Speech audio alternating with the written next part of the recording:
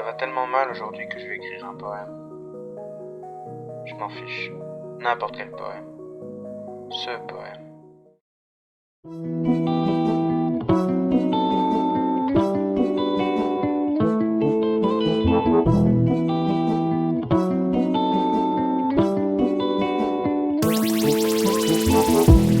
Dans cette vidéo, on va vous présenter des poèmes qui parlent de poèmes, de comment celles et ceux qui les écrivent conçoivent leur rapport à l'écriture.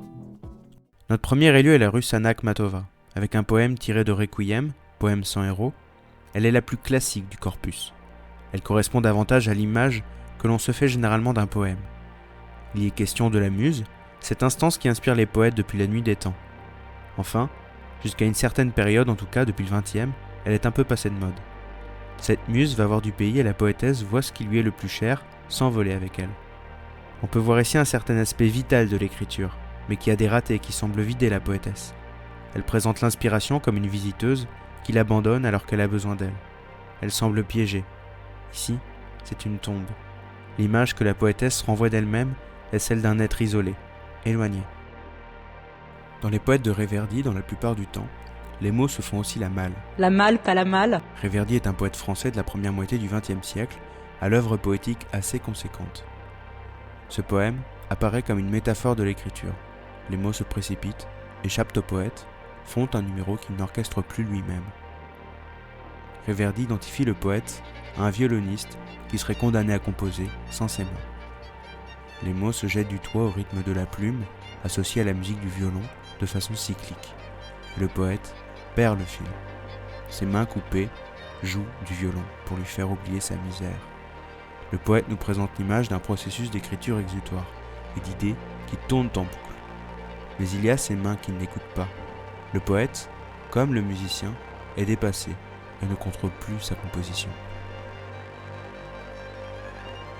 Sylvia Plath est entre autres une poétesse américaine de la deuxième moitié du XXe, dont le temps d'écriture fut bref mais intense, puisqu'elle se suicida à l'âge de 30 ans. Dans ses vers tirés de la traversée, le poème a un corps.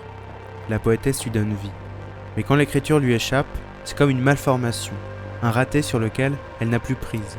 On peut voir ici l'idée que la création est quelque chose de douloureux.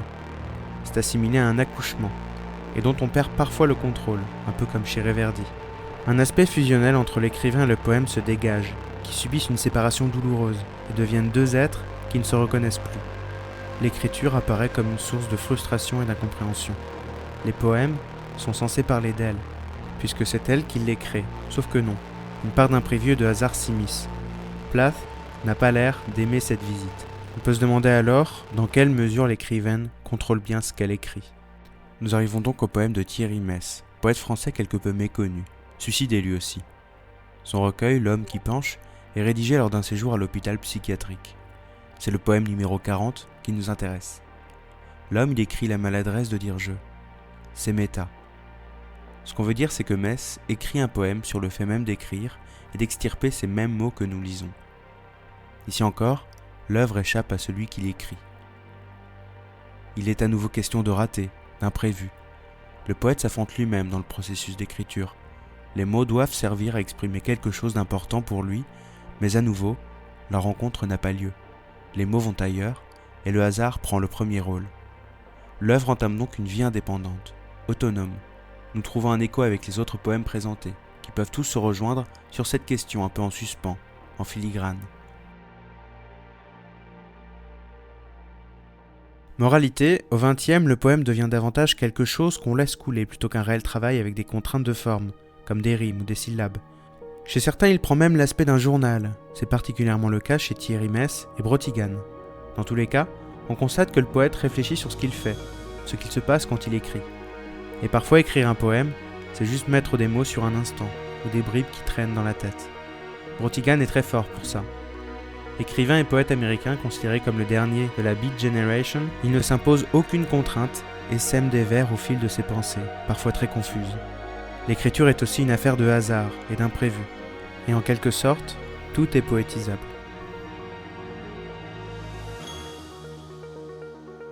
Et pour vous, c'est quoi l'écriture ?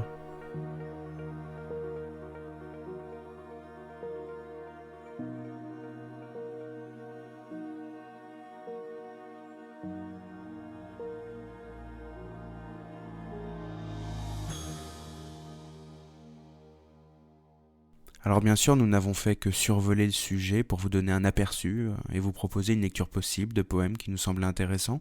Si cette thématique de l'écriture vous intéresse, on pourra continuer la discussion en live, en streaming sur Twitch.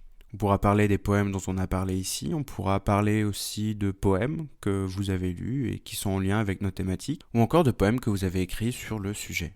Alors n'hésitez pas à nous suivre sur nos différents réseaux sociaux, on est sur Facebook, on est sur Instagram ou encore sur Twitter. N'hésitez pas non plus à commenter, à partager la vidéo. Portez-vous bien et à bientôt.